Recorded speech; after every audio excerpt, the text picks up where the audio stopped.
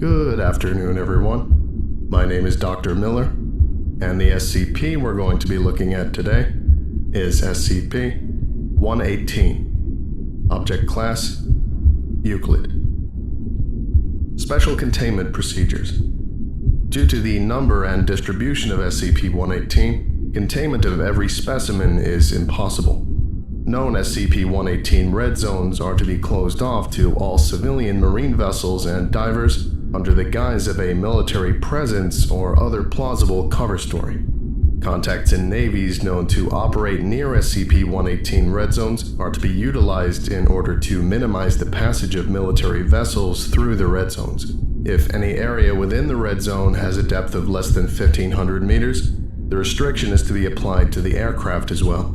All human activity in the surrounding yellow zones is to be monitored, and all non-military vessels or individuals approaching the red zone are to be turned away. In the red and yellow zones, Protocol Toxic Harvest is to be followed to ensure the removal of devices generated by SCP-118. Furthermore, Protocol Cell Watch is to be followed to ensure the early detection of any emerging red zones. Samples of SCP-118 can be stored using standard containment procedures for non-virulent anomalous microbes. Description: SCP-118 is a species of ocean-dwelling protista that is capable of assembling functional, self-initiating nuclear devices from materials present in ocean water.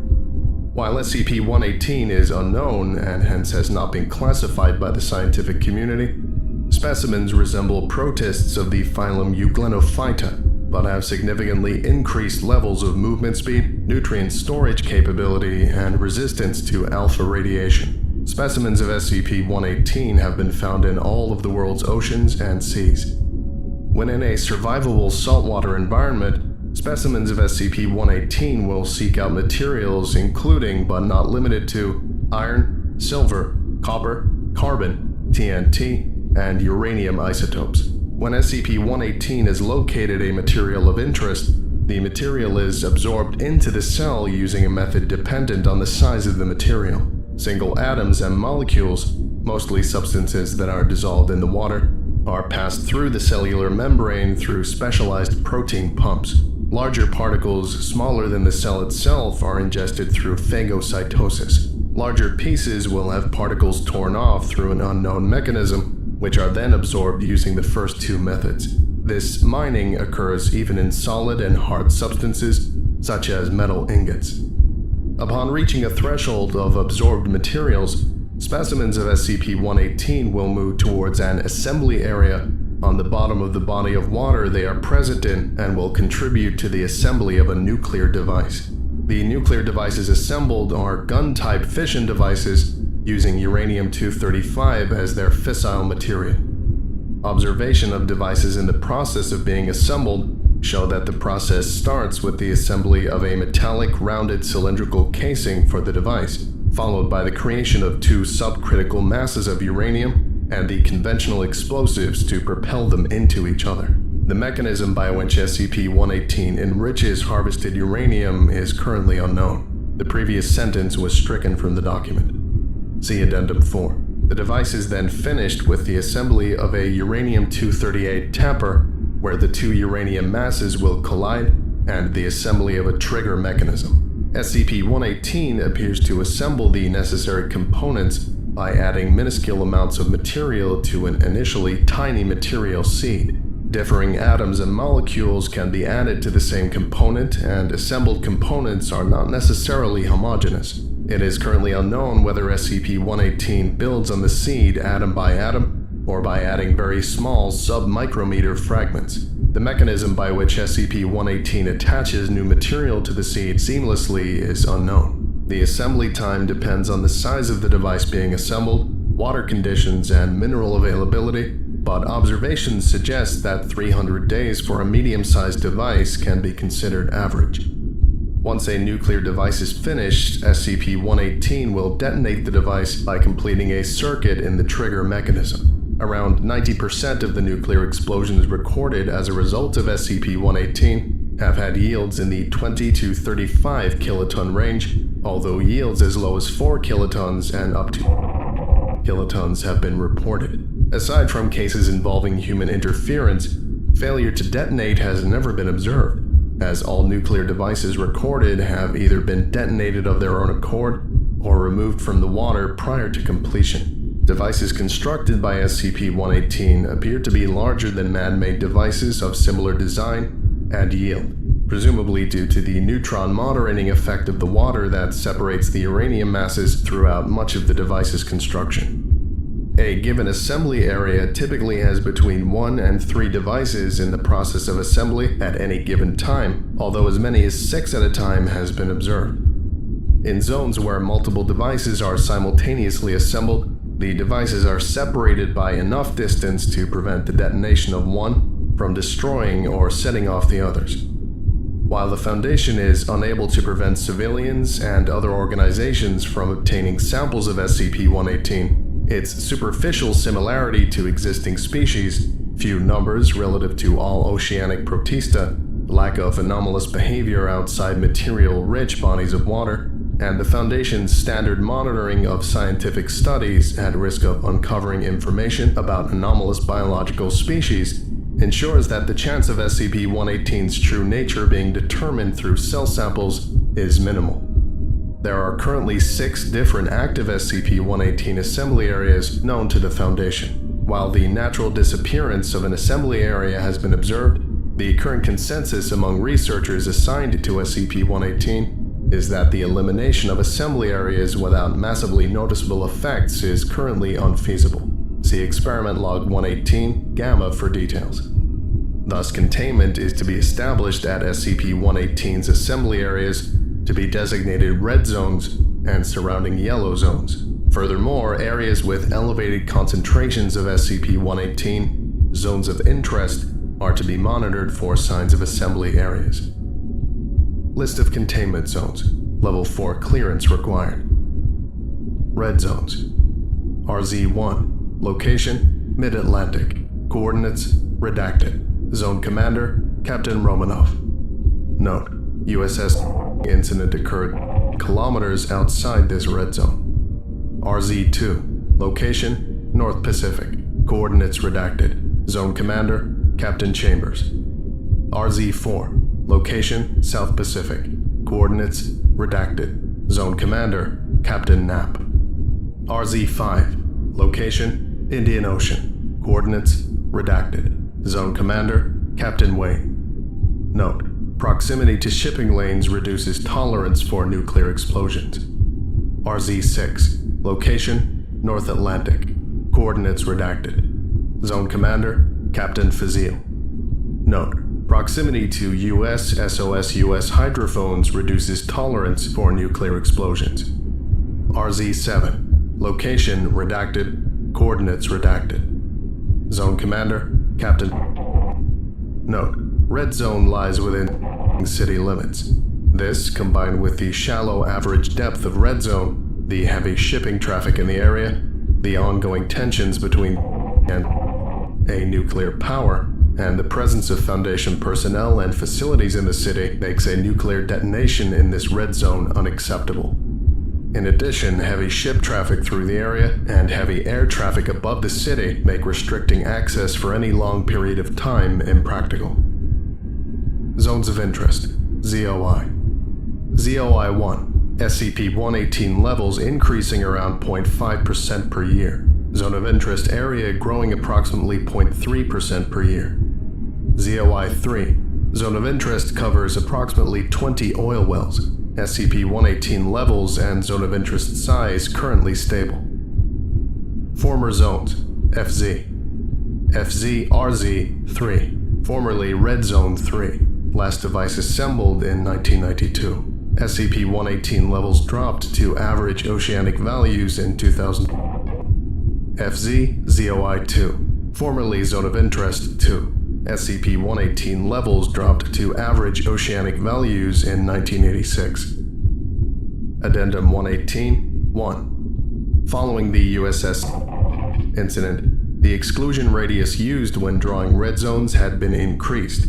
Containment Protocol Toxic Harvest has been updated. Addendum 118-2. With the signing of the Partial Test Ban Treaty and growing number and capability of nuclear detonation detection methods in use, the consequences of nuclear detonations caused by SCP-118 have increased. Containment protocols have been revised in light of these facts.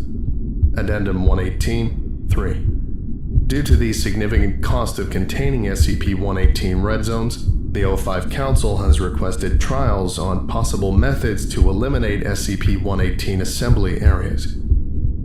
Red Zone Eradication Trials. Summary. Introduction. Researchers with access to the files on SCP-118 are allowed to submit proposals to eradicate an SCP-118 assembly area with acceptable levels of collateral damage. The ones approved by Toxic Harvest Command and the O5 Council will be carried out. Trials are to be performed in Red Zone. Proposal. Sterilization of unfinished nuclear device and immediate surroundings using an ultraviolet light emitter. Approval. Approved. Result: area around unfinished warhead initially free of microorganisms. However, SCP-118 concentration returned to normal levels within an hour. Non-sustained sterilization of sites seems ineffectual. Any method we come up with will have to keep the red zone, or at least the sea floor of it, free of SCP-118 for an extended period of time. Dr. Brandt. Proposal: sodium hypochlorite pumped to ocean floor. Approval: denied. Result: non-applicable. The chemicals will disperse too much to be effective. Any amount sufficient to reduce SCP-118's numbers will cause massive ecological damage. Dr. Klaus. Proposal: depth charge bombardment of ocean floor to break up under-assembly devices. Approval: denied. Result: non-applicable. Aside from the fact that this would break our naval budget, the chances of triggering the conventional explosive in the devices and causing a fizzle is too high. It would also make our activities even more detectable with hydrophones. Dr. Klaus. Proposal: sweeping of ocean using a Cobalt-60 powered directional gamma ray emitter. Approval: approved. Result: while procedure resulted in the sterilization of swept area, procedure was far too slow to sterilize entire red zone before specimens returned. Keeping entire red zone sterile would require impractical numbers of emitters and vessels. While it's a shame the device cannot get rid of the red zones for us, I think it can be of use to our device recovery teams. The gamma rays can sterilize the devices we recover to prevent undesired detonations during the recovery of almost complete devices. The gamma rays can also penetrate into areas where our current chemical and ultraviolet sterilization methods can't reach. Captain Thompson, Red Zone 3 Zone Commander. Proposal: a plastic membrane to block access to ocean floor at Red Zone. Approval: proof of concept on one under-assembly warhead approved. Result: first attempt was unable to acquire a watertight seal around warhead. Membrane in second attempt was too fragile for ocean conditions and was torn off its moors. Third membrane, manufactured using thicker and sturdier design, had hundreds of micro tears ripped in it within hours, possibly due to SCP-118's mining action. Not surprising, considering that SCP-118 has been known to wear through casings of old artillery shells to harvest the explosives within. We had hoped that cutting off the assembly area would work better than cutting off the raw materials. Dr. Klaus. Proposal: compound pumped to ocean floor. Note: proposed by Dr. Former researcher for SCP-118, currently working at Bioresearch Site, Chemical Research Division. Tests confirm that compound is lethal to SCP-118, remains concentrated at bottom of water, and degrades into relatively harmless chemicals in water over a period of 15 hours. Approval: approved. Result: over 1 week, SCP-118 concentrations on ocean floor fell to 3% of previous levels. No signs of progress observed on 2 known uncompleted nuclear devices in Red Zone. However, 100 days after the start of the experiment, an under-assembly nuclear device was detected 60 kilometers north of the Red Zone. Measurements in the area indicated vastly elevated levels of SCP-118, and the area around discovery was reclassified as a red zone. Furthermore, the unexpected breakdown of compound by certain species of oceanic bacteria resulted in toxic byproducts that caused a noticeable die-off of fish in treated zone. Upon stoppage of experiment, red zone was observed to gradually migrate back to former location. It seems that making a red zone non-viable served only to move SCP-118's assembly areas to a new location. Nevertheless, perhaps if we can improve compound or find a new one whose application is more subtle, we can move red zones into areas away from areas of human habitation or commercial activity. Dr. Proposal. Use of SCP. Vietnam. Approval. Denied. Result. Non-applicable. SCP has classified properties that preclude its use in such a manner. 055. Conclusion. Due to increased media attention to areas around red zone, due to aftermath of the application of compound, and the lack of proposals without high risks of substantial collateral damage, testing in red zone has been suspended. Addendum 118, 4. Level 4 clearance required. Our researchers determined SCP-118 enriches uranium by exploiting the fact that U-235 has a slightly greater preference for a high oxidation state than U-238. SCP-118 specimens which have harvested large amounts of uranium and are near assembly areas appear to develop specialized organelles, resembling a series of thousands of vacuole-like chambers with mitochondria-like organelles within them, responsible for catalyzing reduction and oxidation reactions. In a given chamber, uranium is repeatedly reduced and oxidized. Compounds with uranium in higher oxidation states are transferred up the chain of chambers, while compounds with lower oxidation states are transferred down the chain. This results in a small amount of highly enriched uranium at the very end of the chain. Researchers and engineers at Research Sector have managed to create a prototype uranium enrichment device based on the principles employed by SCP-118. While the prototype was unable to produce weapons-grade uranium without using unreasonable amounts of time, it was successful in producing reactor-grade uranium, albeit at significantly greater cost than conventional methods. Despite its current limitations, the idea shows promise, and I have forwarded our findings to the relevant front companies. Dr. This concludes today's lecture. Thank you for listening, if indeed you still are, and you are all dismissed. Goodbye.